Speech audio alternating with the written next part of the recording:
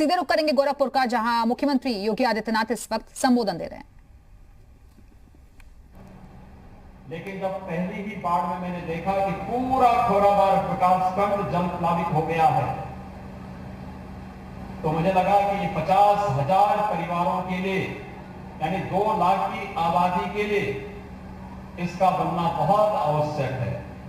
और तब से हमने प्रयास प्रारंभ किया कि तरकुलानी रेगुलेटर का निर्माण समय पर हो, लोग बाढ़ से बच सके, बीमारी से बच सके, जनधन की हानि रुक सके।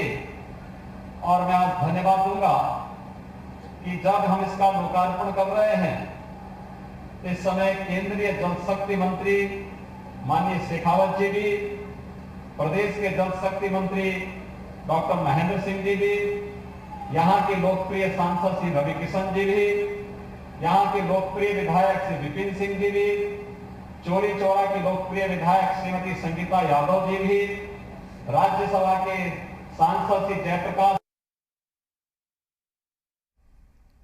तो मुख्यमंत्री योगी आदित्यनाथ को आप सुन रहे थे। 2 दिवसीय दौरे पर गोरखपुर में मौजूद है फिलहाल, और आज ही वाराणसी जाने का उनका कार्यक्रम है। आज गोरखपुर की जनता को बड़ी सौगात उनकी तरफ से दी गई है, अलग अलग कार्यक्रमों में वो शामिल हुए हैं। अब से कुछ देर पहले की तस्वीरें आपको दिखा रहे हैं, जहां तमाम परियोजनाओं का लोकार्पण शिलान्यास उनकी तरफ से किया गया। इससे पहले जनता दरबार भी लगाया गया, जहां फरियादियों की समस्याएं सुनी गई और मौके पर ही उनके निराकरण के निर्देश भी दिए गए। तो वाराणसी भी आज मुख्यमंत्री को जाना है। प्रशासन की तरफ से वहां तैयारियां पूरी कर ली गई हैं। डीआरडीओ अस्पताल का वो निरीक्षण करेंगे। इसके साथ ही अधिकारियों की तरफ से प्रेजेंटेशन भी दी जाएगी।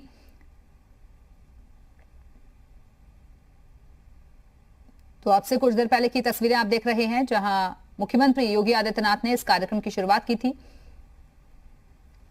और आज उनके गोरखपुर दौरे का दूसरा दिन है। गोरक्षनाथ मंदिर में उन्होंने पूजन अर्चन किया और उसके बाद अपने तय कार्यक्रम के मुताबिक परियोजनाओं की शुरुआत की गई। जल संकट अब दूर हो सकेगा, सिंचाई के लिए बेहतर पानी मिल सकेगा, किसानों की समस्याएं जो अभी तक चली आ रही थी उनको भी दूर करने की कोशिश है। तो तरकुलानी रेगुलेटर का लोकार्पण किया गया। इस दौरान जो तमाम स्थानीय नेता हैं वो भी उनके साथ मौजूद रहे।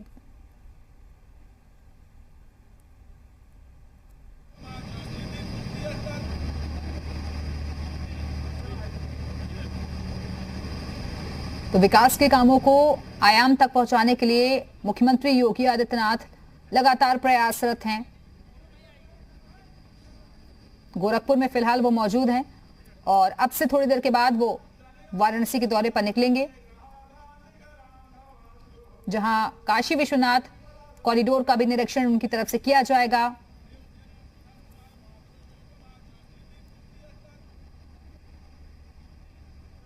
तरकुलानी रेगुलेटर का लोकार्पण उनकी तरफ से किया गया। 150 करोड़ की अन्य विकास योजनाओं की सौगात दी गई है।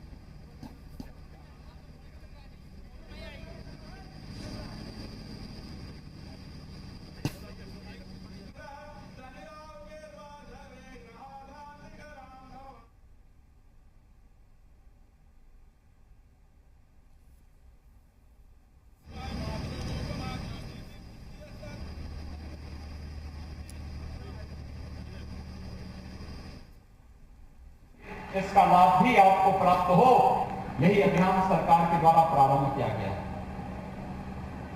मेरी संवेदना है उन सभी परिवारों के प्रति जिन्होंने कोरोना के दौरान कोरोना से या किसी अन्य बीमारी से अपने किसी स्वजन को खोया है। लेकिन यह महामारी है, हम सबको इस महामारी की त्रासदी को समझना होगा। याद करिए, भारत के अंदर तो प्रधानमंत्री मोदी जी के नेतृत्व में दुनिया के अंदर 135 करोड़ की आबादी का देश भारत, तब भी लड़ते हुए, जूझते हुए, अपने नागरिकों को बचाते हुए सुरक्षित स्थिति में है। अमेरिका भारत से यानी चौथाई हिस्सा की आबादी अमेरिका के अंदर रहती है।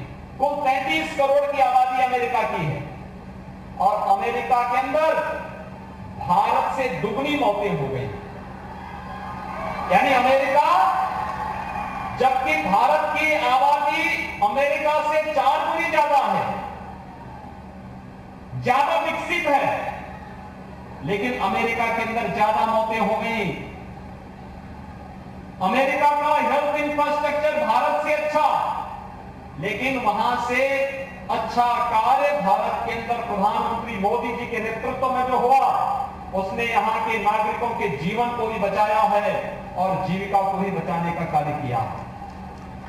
और इसलिए हमें इसी दिशा में एक नया प्रयास आगे बढ़ाना होगा। हमें कोरोना के प्रति जागरूक होना होगा, उसके प्रति बचाव के सारे उपाय करने होंगे, लेकिन जीवन और जीविका को बचाने के साथ ही हमें यह भी सुनिश्चित करना होगा कि हमें एक तरफ बीमारी से बचाना होगा, लेकिन दूसरी तरफ जीविका की भी चिंता करनी होगी। और भाइयों बहनों, ये जितनी बाढ़ की परियोजनाओं का आप देख रहे होंगे, बोर्ड लगे हुए हैं, ये बाढ़ से बचाव का भी है। मैं भी केंद्रीय मंत्री माननीय गजेंद्र जी से यही बात कर रहा था, राजस्थान से आते हैं।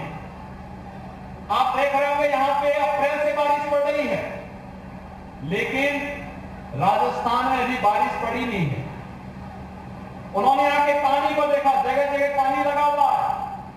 तो मैंने उनको यही बात कही, मैंने कहा गजेंद्र जी, अगर ये पानी आप अपने यहां लेके चले जाते तो यहाँ के लोगों को जल जमाव से मुक्ति मिल जाती और राजस्थान के लोगों को पानी मिल जाता।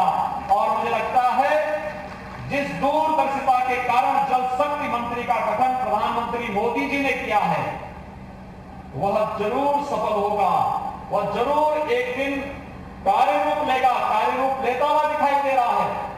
लेकिन बाढ़ की और जल जमाव की समस्या का समाधान भी होगा, पेयजल की समस्या का भी समाधान होगा, लेकिन साथ साथ हम लोग हर प्रकार की बीमारियों से भी लोगों को बचाने में सफल होंगे। भाइयों बहनों, ये तरपुरानी रेगुलेटर केवल एक पंपिंग स्टेशन नहीं है। इस पूरे घोरावार विकास खंड को, खेती बाड़ी को बचाने के साथ ही इस पूरे विकास खंड के अंदर इंसेफ्लाइटिस की बीमारी, मस्तिष्क ज्वर से जो मौतें होती थी, उस बीमारी से बचाव का भी एक माध्यम यह बनेगा। क्योंकि जल प्लावन जब होता था, महीनों तक, कई दिनों तक यहां पर पानी भरा रहता था, लोगों की आजीविका प्रभावित होती थी, बीमारियां होती थी, मनुष्य को भी, बच्चों को भी, जानवरों को भी, खेती नष्ट हो जाती थी। लेकिन अब आने वाले, जब ये पंपिंग स्टेशन अब कार्य करना प्रारंभ कर दिया है, अब खेती बाड़ी भी बचेगी, बीमारियों से भी बचाव होगा। और हमें जो एक नया जल जीवन मिशन हर घर नल की प्रारंभ हुई है, काफी गांवों में हमने पेयजल की सुविधा उपलब्ध कराई है, लेकिन एक एक घर तक शुद्ध पेयजल उपलब्ध कराने का कार्य भी हम लोग आने वाले समय में करने जा रहे हैं। बुंदेलखंड और बिंदु क्षेत्र में कार्य प्रारंभ हो चुका है। हर घर नल की योजना, हमारा प्रयास है दिसंबर तक प्रदेश के अंदर 50,000 राजस्व गांवों तक पेयजल की व्यवस्था की स्वीकृति देकर के कार्य प्रारंभ कर दिया जाए, जिससे हर घर नल की योजना के माध्यम से हर घर के हर व्यक्ति को शुद्ध पेयजल की उपलब्धता के माध्यम से तमाम प्रकार की बीमारियों से मुक्ति दिला सके।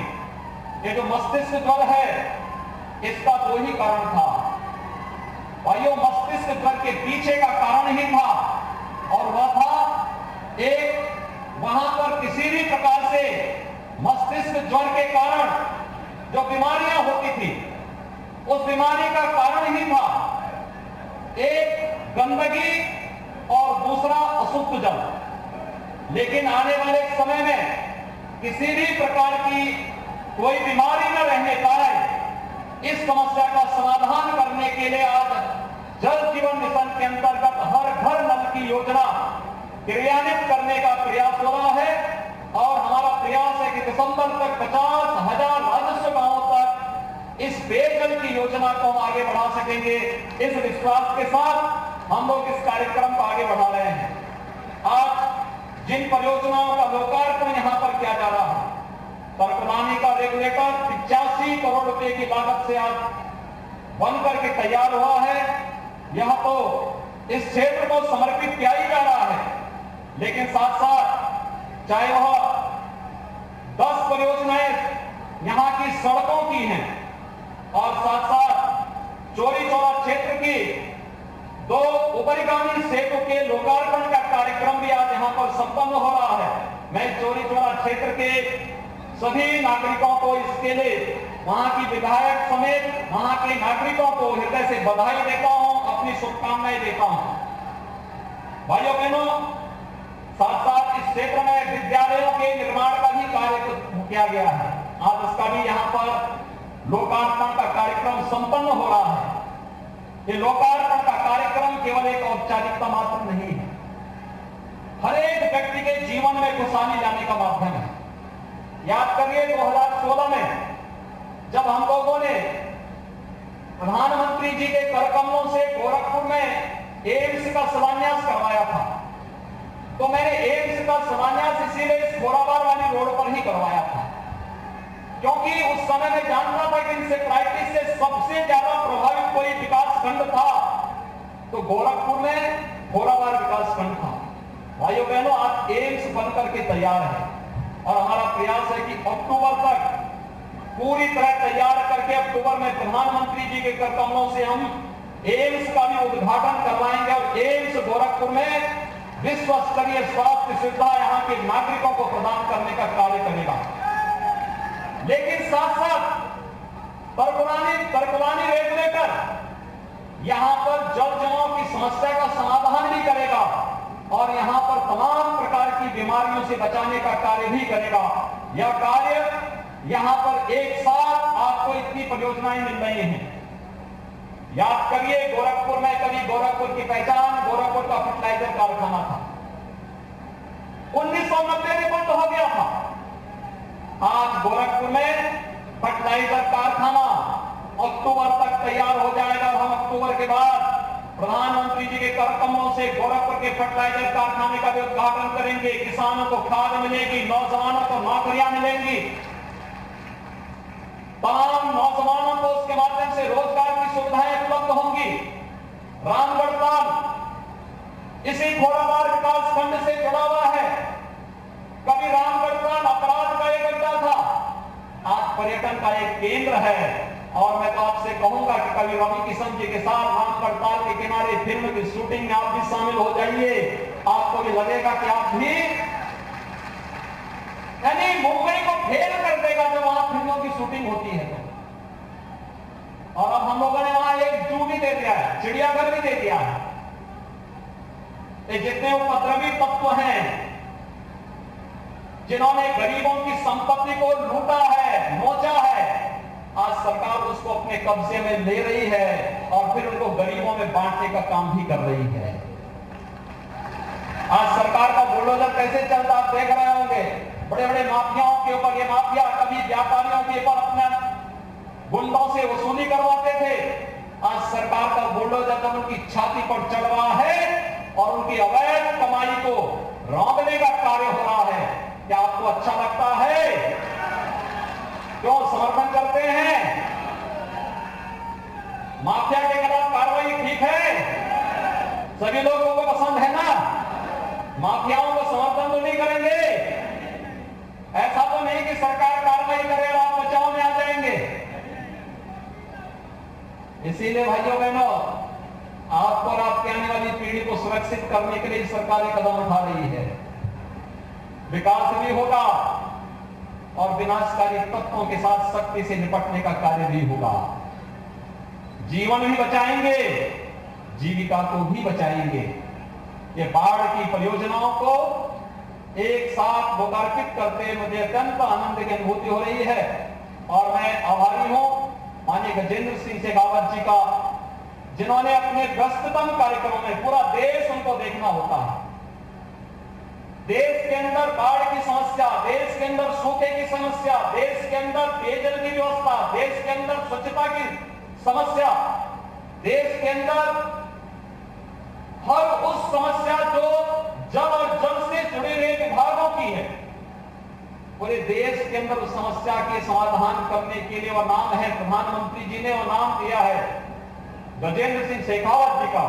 लेकिन अपने व्यस्ततम समय में से समय निकाल करके वे उत्तर प्रदेश में आए और आज गोरखपुर की इन परियोजनाओं के लोकार्पण कार्यक्रम के स्वयं साक्षी बने। उनका मार्गदर्शन, उनका आशीर्वाद यहाँ की जनता जनार्दन को प्राप्त हुआ है। मैं हृदय से उन्हें उत्तर प्रदेश के नागरिकों की ओर से, गोरखपुर और पूर्वी उत्तर प्रदेश के नागरिकों की ओर से हृदय से साधुवाद देते हुए आप सबको मैं हृदय से अपनी शुभकामनाएं देता हूं और विश्वास व्यक्त करता हूं कि ये परियोजनाएं आपके जीवन में फलीभूत हों, आपके जीवन को और आपकी जीविका को आगे बढ़ाने में अपना योगदान दे पाएंगी।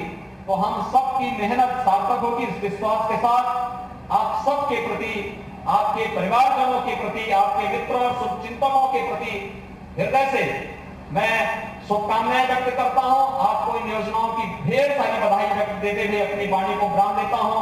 धन्यवाद। जय हिंद। बहुत बहुत धन्यवाद और आभार मानेंगे आपके। तो मुख्यमंत्री योगी आदित्यनाथ को आप सुन रहे थे, जिन्होंने कहा कि इन परियोजनाओं का सीधा सीधा लाभ आम जनता को मिलने जा रहा है। उन्होंने कहा कि हमारी कोशिश यही है कि हर शख्स तक मदद पहुंचाई जाए।